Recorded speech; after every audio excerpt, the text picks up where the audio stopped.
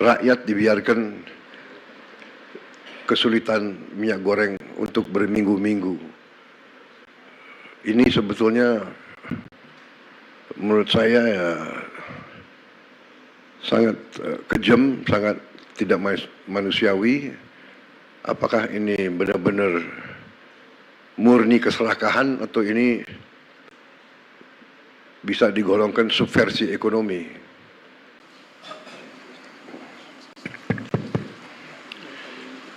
Bismillahirrahmanirrahim. Assalamualaikum warahmatullahi wabarakatuh. Selamat siang. Salam sejahtera bagi kita sekalian. Shalom, salve, om, swastiastu, namo buddhaya, salam kebajikan. Yang saya hormati dan saya banggakan, Jaksa Agung Republik Indonesia, Profesor S.T. Burhanuddin, beserta seluruh jajaran Kejaksaan Agung yang saya banggakan. Yang hadir Menteri Pertahanan Jenderal TNI Purnawirawan Syafri Samsudin, Panglima TNI Jenderal TNI Agus Subianto, Menteri Keuangan Saudara Purbaya Yudi Sadewa. Yuk, ada profesornya enggak? Belum. Sebentar lagi lah.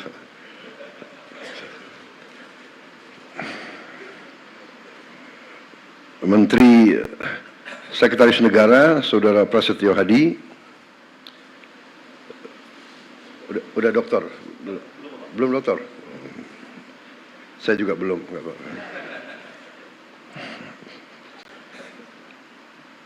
Kepala Badan Pengawasan Keuangan dan Pembangunan BPKP, Kepala BPKP Saudara Muhammad Yusuf Ateh.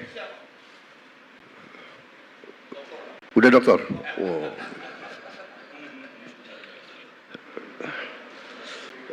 Siapa yang belum saya sebut? Saudara-saudara sekalian, hadirin undangan serta rekan-rekan pers dan media yang saya hormati. Saudara-saudara, tentunya selalu tidak henti-hentinya kita panjatkan puji syukur kehadirat Allah Subhanahu wa taala, Tuhan Maha Kuasa, Tuhan Maha Besar. Segala kebaikan, karunia, kesehatan yang kita terima.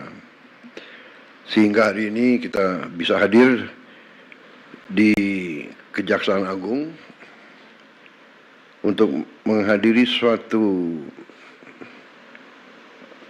acara walaupun simbolis, tapi acara penting, yaitu penyerahan uang pengganti kerugian negara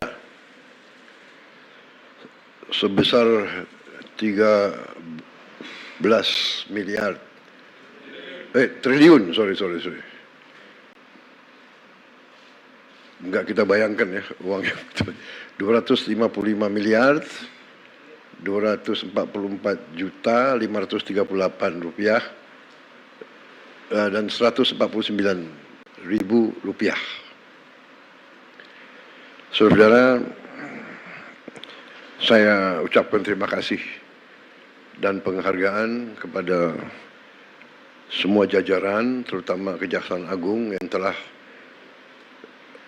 dengan gigih bekerja keras untuk bertindak melawan korupsi, manipulasi, penyelewengan. Saudara-saudara, 13 triliun ini kita bisa memperbaiki renovasi 8.000 sekolah lebih. 8.000 lebih sekolah.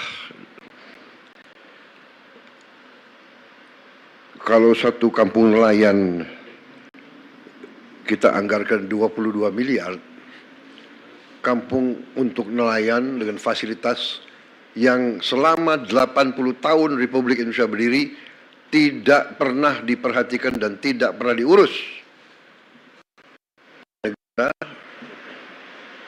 Sekarang kita memperbaiki, kita membangun desa-desa nelayan dengan fasilitas modern. Rencananya sampai akhir 2026 kita akan dirikan 1.100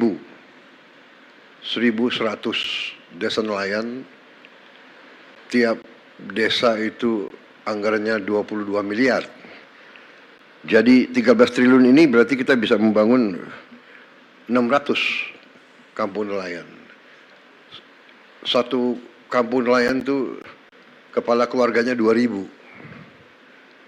Jadi kalau dengan istri dan anak 3 itu 5.000 per desa. Kalau kali 1.000 itu 5 juta. 5 juta orang Indonesia bisa hidup layak. Itu kalau 1.000, kalau 600 berarti 5 juta rakyat Indonesia. Ini saya ibaratkan arti daripada uang yang nyaris hilang. Dan ini baru satu sektor, kelapa sawit, dan satu bentuk penyimpangan, yaitu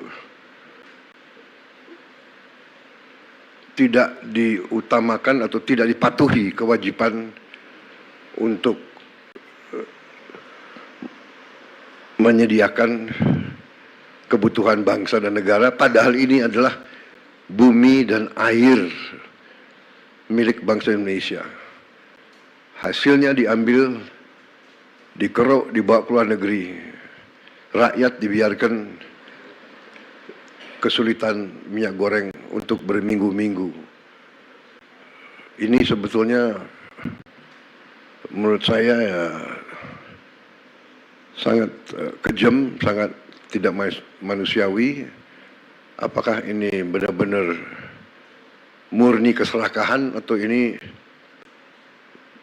bisa digolongkan subversi ekonomi sebenarnya?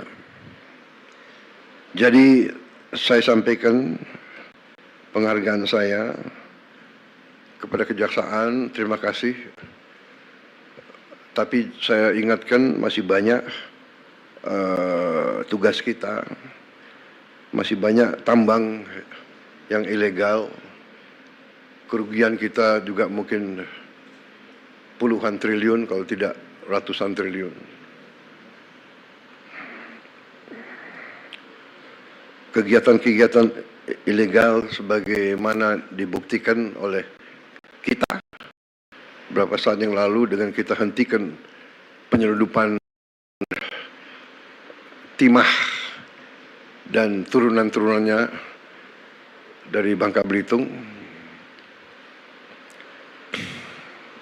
oleh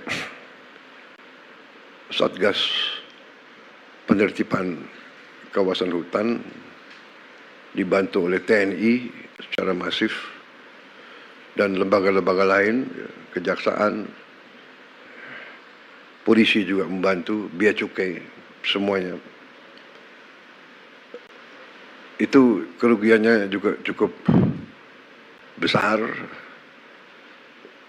Diperkirakan kerugian itu 40 triliun setahun, dan ini sudah berjalan kurang lebih hampir 20 tahun. Jadi kita bisa bayangkan 30 triliun atau 40 triliun, katakanlah kita ambil angka rendahnya, katakanlah 20 triliun tiap tahun, yang sebenarnya lebih, kurang lebih ya. Lembaga-lembaga internasional pun sudah mengkaji sekitar 3 miliar dolar setahun kerugiannya. Kalau dikali 20 tahun itu adalah ya 800 triliun. Apa yang bisa kita bangun? Negara apa yang bisa kita bangun dengan hal-hal seperti itu? Ilegal tambang, ilegal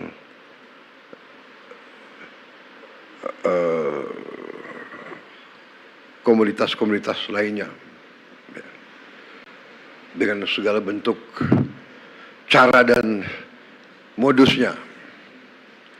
Ada under invoicing, ada over invoicing, intinya misinvoicing, yaitu penipuan, nipu kepada bangsa Indonesia yang sudah dengan begitu baik memberi fasilitas, memberi lahan, memberi HGU. Jadi saya kira intinya itu, saudara-saudara, selamat atas pekerjaan ini. Jangan surut, jangan malas, jangan menyerah. Ya. Berbuatlah yang terbaik untuk bangsa, negara, dan rakyatmu, saudara-saudara. Ya. Harta, apalagi didapatkan dengan cara yang mengorbankan rakyat kita, itu harta itu adalah harta yang haram, rezeki yang tidak baik, dan ujungnya pasti akan membawa ketidakbaikan kepada siapapun dan keluarganya. Saya sudah melihat terlalu banyak ya, pejabat yang lengah atau lemah iman, lemah akhlak, melakukan tindakan dan akhirnya termasuk keluarganya yang menderita. Pengusaha-pengusaha pun saya ingatkan, dunia semakin sempit, bumi semakin kecil oleh teknologi dan peradaban, sehingga kalau saudara menganggap ya kalau mereka para pengusaha-pengusaha serakah itu menganggap bisa menipu terus-menerus bangsa sebesar Indonesia, ya saya kira itu kita akan buktikan bahwa kita masih eksis, masih kuat, dan kita bertekad untuk menegakkan kedaulatan kita demi rakyat kita. Kita tidak ingin mencari-cari masalah. Saya ingatkan terus kejaksaan, kepolisian, jangan kriminalisasi sesuatu yang tidak ada untuk motivasi apapun. Ini saya ingatkan karena juga kejaksaan termasuk lembaga yang harus koreksi diri juga. Di antara jaksa-jaksa di daerah-daerah saya dapat laporan, kita semua merasakan ada juga yang lakukan praktek-praktek yang mungkin tidak benar atau kurang benar. Jangan mencari-cari perkara, apalagi terhadap orang kecil. Ya. Orang kecil, orang lemah itu hidupnya sudah sangat susah. Jangan diperberat oleh mencari-cari hal yang tidak perlu dicari. Saya ingat beberapa saat yang lalu, saya ingat benar ada anak SD, anak di bawah umur ditangkap karena mencuri ayam. Saya ingat benar itu. Ini tidak masuk di akal. Hakim, jaksa, ada apa ngejar? Iya kan? Anda pasti ingat peristiwa itu. Ada lagi ibu-ibu ditangkap mencuri pohon. Mungkin ingat juga peristiwa itu. Ya. Ada apa? Penegak hukum harus punya hati. Hanya punya hati. Jangan istilahnya apa? Tumpul ke atas, tajam ke bawah. Itu zolim, itu angkara murka, jahat. Orang kecil, orang lemah harus dibela, harus dibantu. Kalau perlu si hakim, si jaksa atau si polisi pakai uangnya sendiri ganti ayamnya, anaknya dibantu. Anak itu saya ingat saya panggil tuh ke Hambalang, saya kasih beasiswa. Hal-hal semacam ini saya percaya sudah tidak terjadi lagi, saya berharap. Tapi ingat rakyat kita ini sekarang pandai dan sekarang ada teknologi. Kalau ada apa-apa mereka punya gadget. Yang repot laporannya selalu langsung ke presiden, itu yang capek itu. Pak Prabowo begini, waduh, saya harus bereaksi karena itu rakyat kita, rakyat saya harus membela mereka. Saudara-saudara harus bantu saya menegakkan kebenaran, membela yang lemah. Yang kuat dia akan kuat. Tapi yang kuat kalau melanggar hukum, ya kita adu kekuatan. Kuat negara atau kuat mereka. Jangan mereka ngira Indonesia lemah. Saya kira itu dari saya. Selamat dan marilah kita bersama-sama berjuang untuk menyelamatkan semua kekayaan bangsa Indonesia. Bangsa Indonesia sangat kaya. Sangat kaya. Kalau kita bisa kelola dengan baik. Kalau kita punya keberanian untuk kelola dengan baik, Indonesia akan cepat bangkit. Saya percaya itu, saya yakin itu. Kebetulan ini pas 1 tahun saya dilantik sebagai presiden. Jadi saya merasa ini istilahnya tanda-tanda baik.